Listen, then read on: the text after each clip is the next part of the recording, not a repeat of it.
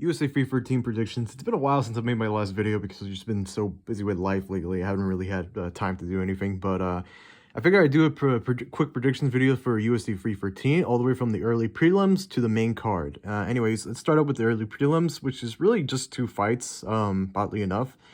Dorjan Santos versus Ozzy Diaz. I'm gonna go with Santos, undefeated, or not undefeated, 10 wins, 1 loss. Ozzy Diaz, 9 wins, 3 losses. I don't really know either of these people, honestly. These guys are a bunch of bums, but let's see, next fight, Marin Santos versus Francis Marshall. I'm gonna go with Marin Santos, 24, age of 24. He's a featherweight. He's got 15 wins, only 1 loss. Francis Marshall has 8 wins, 2 losses. Not that insane record and a bunch of nobodies, but whatever. Moving on to the prelims. So this is where it starts to get just a little good, in my opinion. Actually, this prelim card seems to be hidden. All right, we start out with Alex Morono versus Carlos Lea. I'm actually going to go with Morono. Morono, even though he's a little bit older at welterweight, 34 years old, and Lea is around 30 years old. I do think Morono has had some experience in the UFC by now. Like, I think he's had a decent amount of experience. I don't know how many fights Carlos Lea has had in the UFC, but I just don't think it's enough, in my opinion, to beat Alex Morono. So I'm going with Morono. Next fight at middleweight is Bruno Ferreira versus Armen Petrosan. I'm going to go with Bruno Ferreira. I think Bruno Ferreira is going to put it together with a submission. I know it's a bit generic, Brazilian guy pulling off a submission win. Fuck it. It's a bit stereotypical, but I do think that he's probably going to beat up Armen. Armen Petrosan, the only reason I even know that guy is because he got beat up by Shara Bullet with like that little spinning back fist. Not spinning back fist, like double spinning back fist KO or some shit like that. Like spinning back elbow, I think. The type of shit you pull off in like a Street Fighter game, honestly, like Tekken or whatever. But I'm pretty confident in picking Bruno Ferreira to win. And I'm going to go with submission in like round 3. Yeah, why not? Next fight is Joshua Van versus Ray Taisura. I'm going to go with Joshua Van. This fight is a flyweight. I think Joshua Van is going to be able to put it together. Both of these guys are really young, 23 years old at Joshua Van and 22 years old for Ray Taisura. It's hard to believe these guys are literally just 1 and 2 years older than me. Like, damn, maybe I'm just a loser and they're the real peak. I'm feeling old, damn it. Anyways, I think Joshua Van's going to get it done, and I think he's going to get it done by like a hardy decision. He's just going to show his toughness and grit, and I do think Ray is going to have his first loss ever in his career. Right now, he has 10 wins, 0 losses. Joshua Van has 12 wins and 2 losses, and right now, it seems like undefeated guys are starting to lose. You guys notice that trend? In the year of our Lord, in 2025, it seems like every UFC, like, undefeated prospect is starting to lose or owe. One of the only guys that's still undefeated is Hamza Chimaev and, like, Shavkat. I think I'm missing a couple more, but I can't really remember out the top of my head right now. But going with Joshua Van for this one. All right. Final fight on the prelims, and actually a bit of a sleeper card in my opinion, is Curtis Blaydes versus Razan Kunav. I'm going with Curtis Blaydes, man. Like, come on. This Kunav guy, Rizov, whatever you call his name, this guy's a bum, really. I think he fought in the PFL, and, like, he tested positive for steroids, I think. I might be wrong. I might be thinking of a different fighter. But, yeah, this isn't even, like, anything crazy. I just think Curtis Blaydes is going to dominate from start to finish. I'm going to go with Curtis Blaydes by, like, TKO in, like, round 2. All right. Moving on to the main card. This is where it starts to get really good. King Green versus Marsuvio Ruffy. I'm going to go with Ruffy, man.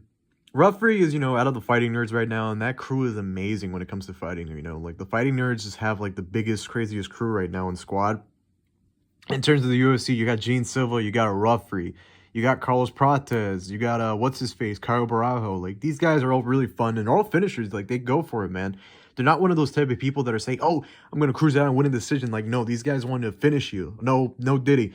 These guys want to, like, finish you off and, like, just have fun while striking. They want to knock you out. They want to put you on your ass. They don't want to sit there and cruise to a decision. And I think Ruffy is just really good right now. He's got some momentum going. King Green is, he's got a bunch of wins, a bunch of losses too. 30 years old. I just think this is going to be one of those fights where the prospect is going to win instead of the old head. So I'm going to go with Ruffy by, you know what? 3rd round KO. All right, a fight that doesn't make sense at all in the main card, and like I wish they would just get rid of this card or this fight entirely, is Amanda Lemos versus Lasmin Lucindo at women's strawweight. Yeah, this fight doesn't make any sense. I don't even know any of these fighters, so I'm just gonna pick Lasmin Lucindo because she's younger by like 14 years, 13 years. No, 14 years, my bad. I'm just going to do that. All right. Jalen Turner versus Ignacio Bahamondes. Now, this is a fight that I think is going to be a sleeper. This is a fight that I think could be fight of the night, honestly. I don't see how this fight can be, how do you say it? I don't think it can be one of those fights that's just going to fail. I think this is one of those guarantee like bangers, and if it does fail, then you can probably just shoot me in the head for like failing to keep up with that, to keep up with that statement I just made. But I'm gonna go with Ignacio Bahamondes. I'm gonna go with Ignacio Bahamondes, by the way, by TKO in the first. I don't know why, but I have a feeling this is gonna be one of those like first round KOs. I could be wrong. It's either first round KO or decision. I think Ignacio is probably gonna have to like win a decision. Well, Jalen Turner is probably going to have to win a KO. And I'm going to go with Ignacio for this fight. I think he's going to win a decision, actually, now that I think about it. Could be a round 1 KO. I'm feeling it. But I'm just going to play it safe and go with Ignacio by decision. Co-main event. And they actually switched the fight for co-main event. Justin Gaethje versus Rafael Fiziez. 2. Normally, it was about to be Dan Hooker, but Dan Hooker pulled out. I actually made a video like about 5 days ago, 6 days ago, maybe 7 days ago by the time you're watching this video, because it seems like the algorithm takes a minute for my videos to appear on the recommended list. It just takes a while to get the impressions. But I'm going to go with Fiziez by decision. So here's one of the reasons why I'm picking Fiziez, all right? Fiziez right now is entering his prime at 31 years old. Even though he just came off the injury, he's been on the couch for a while. He's just barely in training. Didn't even have a proper training camp. Honestly, it's even a surprise thinking that he can make weight. But Gaethje, I'm not really impressed with Gaethje lately. He took the ass whooping of a lifetime against Max Holloway, all right? Even though it's been 11 months. By the time this fight happens, it's going to be 11 months. Not only that, Gaethje is 36 years old. He's not young. Gaethje, at this age, is a bit of an old head for the lightweight division. He's not young. He's not a spring chicken. He has damage on him. Gaethje is also, like, kind of changed his fighting style. And I just don't think that he can beat Fiziez again. And I could be wrong, but I know a lot of people are picking Gaethje to win, but I actually think Fiziez is going to win. Like, if you ask me, I think Fiziez is going to win by a decision, and I feel like this is probably going to be Gaethje's last fight. I can see Gaethje getting one more fight after this and then calling it a career. Gaethje just took so much damage, and I'm hoping for Fiziez to win too. I'm not only picking him to win, but I actually want him to win.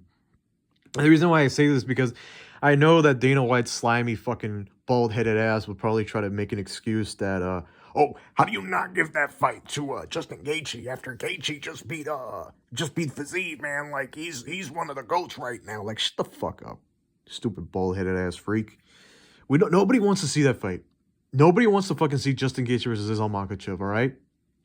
I don't want to see that shit in June, July. It's a free title defense for Islam, all right? I want competitive matchups for Islam. The only 2 matches I want to see for Islam at 155 is Topuria and Arman. I don't want to see anything else. I don't want to see no fucking old head, dumbass Gaethje. So I'm going to go with Fiziez by decision, by the way.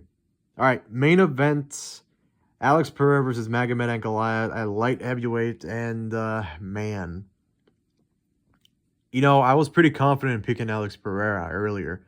I made a video about like a month ago, 2 months ago, no, like a month and a half ago, I don't know when, saying that I was like really confident that Alex Pereira is gonna beat Magomed Ankalaev, and you know, I want to say that man, this fight is the closer it gets, the more I think it's a pick'em actually. I don't think Alex is going to dominate this fight. I think it's going to be competitive. I think it's going to be close. And it's really hard to pick it out because here's the thing. We've seen Jan Blachowicz like shred or chop away at how do you say it? Magomed's legs. But we also seen the Magomed take down Jan and, you know, pretty much held him there for like a decent amount of the fight. So it's really hard to say, does this guy win or does that guy win? And I do think that Alex can give so many issues to Ankalaev. For example, I think Alex can use those calf kicks to really immobilize him. But I can also think that Magomed can use his wrestling to give like the threat of a takedown to also like strike. And, you know, I do think Pereira is a little bit suspect when it comes to his like boxing defense, his striking defense. And he can be hit. He's not like Sean Strickland when it's hard to hit him because of his like weird stance and his fighting style. But, you know, Pereira can be hit. And Pereira, when he does get hit, you know, Pereira is a little bit chinny. Maybe he was a lot more chinny at 185, but he is still a little bit chinny in my opinion at 205. Like, he just, I don't know why. Like, maybe it's just me, but I feel like Pereira reacts very weirdly when he gets hit, in my opinion. Like, he just looks weird. Like, it looks like it hurts him a lot. And it's a hard fight, man. But you know what? I'm going to go with Pereira. I'm going to stick with my boy, you know? I'm going to stick with my guy. I was actually nearly thinking about picking a Magomed and Ankalaev because, you know, I'm looking at their ages. I think Pereira is 37 years old or 37.